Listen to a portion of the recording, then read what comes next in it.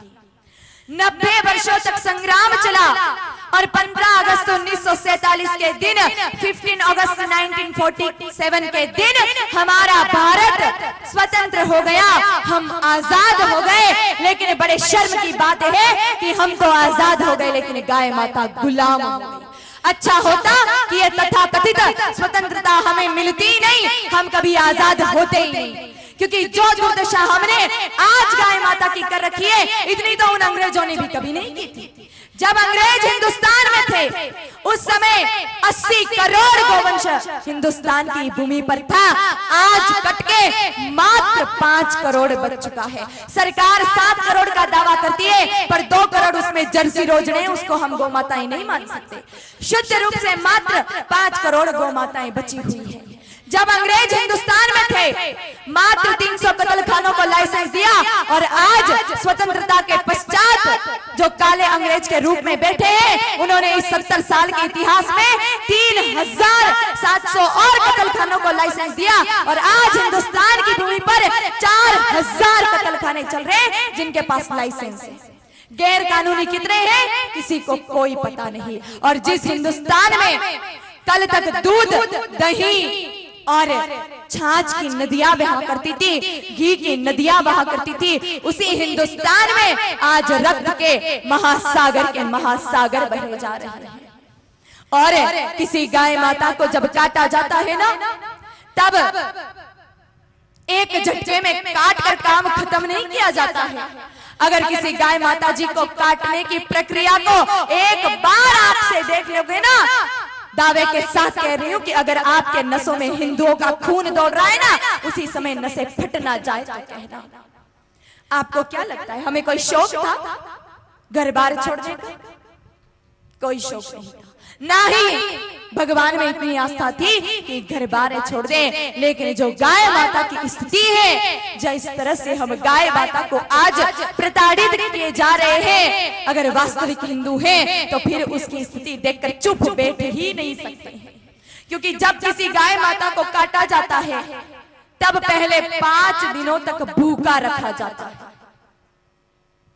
उसके बाद उन गाय माता जी के, जिंदा गाय माता जी के शरीर में से आंत निकाली जाती है। क्योंकि इस दुनिया में सबसे लंबी आंत होती है गाय माता की, 180 फीट की। और आंत क्यों निकाली जाती है? ताकि आपके बालाजी सजे, आपके गणेश जी सजे और आपकी मिठाइयां सजे। दिवाली के दिनों में, राखी के दिन में जो चांदी के बरक लगी हुई मिठाइयां खाते हो, सिल्वर पेपर लगी हुई, वो मिठाई के ऊपर जो सिल्वर पेपर लगा है वो बनता है गाय माता की आंत से। हनुमान जी महाराज पर और गणेश जी पर जो चांदी का चोला आप लगाते हो, वो चोला चांदी का जो बरक है वो बनता है गाय माता की आंत से। कुछ भोले भाई तो ऐसे होते हैं ना, जो दिवाली के दिन वही चांदी की बरक लगी हुई मिठाइयां लक्ष्मी माता को भोग लगाते हैं और विचार करते हैं कि मैया प्रसन्न होगी। अरे गाय माता की आंत खाकर क्या खा प्रसन्न होगी मैया? उसके बाद उन गाय माता को अंदर लिया जाता है, स्लॉटर हाउस के अंदर, कत्ल खानों के अंदर। वो मैया जानती है कि अंदर जाकर मेरी पूजा नहीं होगी, मुझे काटा जाएगा। खुरों को रोकती है माँ, लेकिन वो दुष्ट कसाई बिल्कुल भी चिंता नहीं करते। पीछे से तीक्ष्ण शूल चुभोते हैं, बाण चुभोते हैं। उसके बाद गाय माता जी को अंदर ले जाया जाता है। एक टांग को बांधकर छत के ऊपर उल्टा लटका दिया जाता है मैया को, और जिंदा गाय माता जी के तन पर बहुत सारे वहां पर फवारे लगे हैं, शावर लगे हुए हैं, जिसमें से 200 डिग्री सेल्सियस उबलता हुआ पानी, ओवर 200 सेल्सियस बॉइल्ड वाटर। अगर 100 डिग्री भी गर्म पानी हो ना, 1 सेकंड के लिए थोड़ी सी उंगली डुबो के देखना, बड़ा सा फपोला हो जाएगा।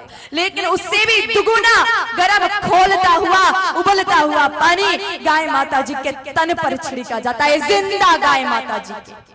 क्योंकि जितना भी सफेद मांस है वो कम मूल्य में बिकता है और लाल मांस अधिक मूल्य में बिकता है।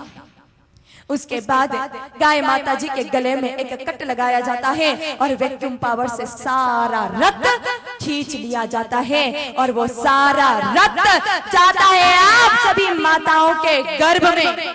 क्योंकि जब कोई भी महिला गर्भवती हो तो आजकल भैंसों का दूध पी पी कर शरीर तो बढ़ा दिए, लेकिन रक्त की कमी हो जाती है। डॉक्टर के पास जाएंगे, डॉक्टर कहेगा हीमोग्लोबिन की कमी है, रेस्ट करना पड़ेगा, और उस समय डॉक्टर आपको डेक्सोरेंट और आर्बिटॉन नाम की 2 टैबलेटें देगा। इन दोनों टैबलेटों को आप जांच करवा कर देख लेना, ये दोनों टैबलेटें बनती है गाय माता जी के रक्त में प्लाज्मा को निकाल करके। अब एक तरफ गर्भवती हो और विचार कर रहे हो रामकृष्ण जैसे बच्चे पैदा होंगे, तो गाय माता का रक्त पीकर कोई रामकृष्ण नहीं, उसके बाद तो रावण और कंस ही पैदा होंगे। फिर गाय माता जी को गले में एक कट लगाने के बाद गोल गोल गोल गोल गोल गोल आरी आती है और गाय माता जी के टुकड़े टुकड़े टुकड़े कर दिए जाते हैं। जो गाय माता कुछ देर पहले करुणा की, वात्सल्य की, ममता की प्रतिमूर्ति थी, आज वही गाय माता सिर्फ मांस के थपेड़ों में बच गई। जितना अच्छा मांस है, अच्छा रक्त है, अच्छी चर्बी है, उसको तो भेज दिया विदेशों में, क्योंकि हमारी सरकार ने, इंडियन गवर्नमेंट ने एग्रीमेंट कर रखा है अरब कंट्रीज से कि आप हमें गाय का मांस दो और हम तुम्हें पेट्रोल डीजल देंगे। जितना अच्छा मांस था एक्सपोर्ट हो गया, और जितना खराब मांस है, वेस्टेज मांस, वेस्टेज चर्बी, और जितना भी वेस्टेज निकला वो सब आता है आप सभी हिंदुओं के घर पर। एक भी इंसान यहाँ पर बैठा हुआ हाथ खड़ा करके ये नहीं कह सकता कि मैं शुद्ध शाकाहारी हूँ, क्योंकि सब के सब मांसाहारी हूँ। सुबह से लेकर शाम तक जिन वस्तुओं का इस्तेमाल करते हो, सब में कहीं ना कहीं गाय माता की मांस, रक्त और चर्बी के अंश हैं। सबसे पहले उठकर टूथपेस्ट करते हो आप, उस टूथपेस्ट में जो कैल्शियम होता है वो बनता है गाय माता की हड्डियों के चूरे से। उसके बाद आप लोग स्नान करते हो, नहाने के लिए जिस साबुन का इस्तेमाल कर रहे हो उसमें गाय माता जी की चर्बी होती है, क्योंकि पेट्रोलियम ऑयल मिलता है 200 रुपए लीटर, कोई कंपनी इतना महंगा तेल इस्तेमाल नहीं करता है, उसकी जगह गाय माता की चर्बी इस्तेमाल की जाती है।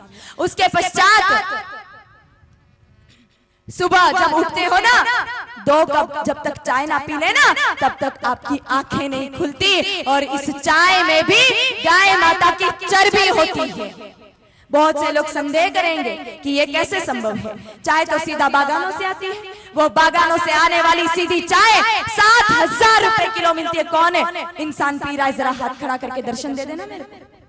कोई नहीं पी रहा है। आपको अगर विश्वास ना हो ना तो आप जांच करवा कर देख लेना। 1996 में, 1996 में बहुत बड़ा लेख छपा था, मीडिया और संसद तक बात गई थी कि 1996 से पहले जितने भी स्लॉटर हाउस थे वो वेस्टेज को जला देते थे, लेकिन 1996 के बाद सारा वेस्टेज, सारी खराब चर्बी भेज दी जाती थी टी प्रोसेसिंग कंपनी, यानी चाय बनाने वाली कंपनियों के यहाँ पर। मामला खूब उछला, और किसी को याद भी होगा कि 1996 के दौर में 2-4 दिन के लिए चाय बंद कर भी दी थी हमने, लेकिन अंग्रेजों की औलादे है ना, बिना चाय के अधिक दिन तक रह नहीं पाए, इसलिए सबने वापस चाय शुरू कर दी। अरे हमारी माँ को मारकर अगर कोई अमृत भी देना तो मना करना चाहिए कि जिस अमृत में मेरी माँ का मांस है, मेरी माँ की चर्बी है, ऐसा अमृत हमारे किस काम का नहीं। लेकिन आज आप अपनी मैया को मार मार कर बड़े चाव से चाय पी रहे हो। जिस शक्कर का इस्तेमाल करते हो उस शक्कर में गाय माता के हड्डियों का चूरा होता है, पॉलिश की जाती है शक्कर को। उसके बाद माताएं खुद को सजाने के लिए लिपस्टिक लगाती हैं। लिपस्टिक में ल्यूब्रिकेंट्स होता है और वो ल्यूब्रिकेंट्स बनता है गाय माता की चर्बी से। सुबह से शाम तक 4 पैसा ज्यादा आ जाए ना, सॉफ्ट लेदर के जूते चाहिए, सॉफ्ट लेदर के पर्स चाहिए, सॉफ्ट लेदर के बेल्ट चाहिए। ये सॉफ्ट लेदर बनता कैसे है? गाय माता जी के, गर्भवती गाय माता जी के बच्चे को निकाल करके, जो बच्चा भी जन्मा नहीं है उस बच्चे को निकाल करके और उसका चमड़ा उतार करके और फिर सॉफ्ट लेदर बनता है। और आप बड़े शान से वही पर्स टांग कर, वही जूते पहनकर विचार करना थोड़ा जिन गाय माता जी को 12 वर्ष तक नंगे पैर कन्हैया ने चराया, उन्हीं कन्हैया की औलादें उसी गाय माता को मार मार कर अपने तन को सजा रही हैं। सुबह से लेकर शाम तक जिन वस्त्रों का आप इस्तेमाल कर रहे हो, सब में गाय माता की चर्बी, रक्त, खून कहीं न कहीं मिला हुआ।